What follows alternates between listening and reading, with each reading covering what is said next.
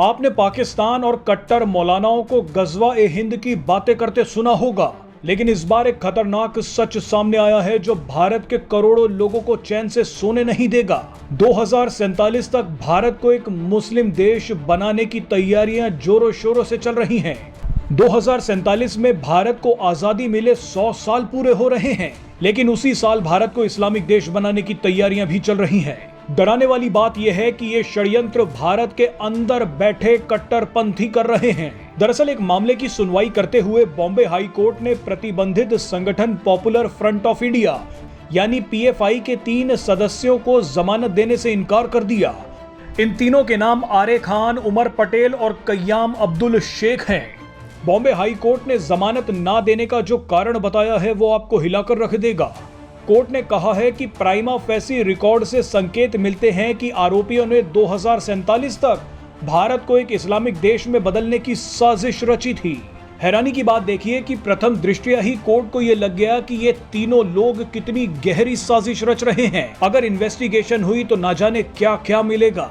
यहाँ ध्यान देने वाली बात यह है कि पीएफआई के सिर्फ 3 लोगों ने कोर्ट को यह कहने पर मजबूर कर दिया कि ये भारत को इस्लामिक देश बनाना चाहते हैं। अब अंदाजा लगाइए कि पीएफआई के हजारों लोग तो अभी भी भारत में सीक्रेटली काम कर रहे हैं। पॉपुलर फ्रंट ऑफ इंडिया नाम का यह संगठन भारत में लाखों लोगों को रेडिकलाइज कर रहा है। खतरा कितना बड़ा है उसका अंदाजा भी नहीं लगाया जा सकता। अभी तो सिर्फ 3 ने राज खोले हैं, हजारों तो अभी भी मिशन में लगे हुए हैं।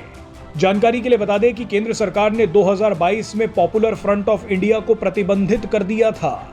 पॉपुलर फ्रंट ऑफ इंडिया यानी पीएफआई केरल से संचालित होने वाला एक कट्टर इस्लामिक संगठन है, लेकिन मक्कारी देखिए कि यह संगठन खुद को मुस्लिमों और वंचितों की आवाज बताता है।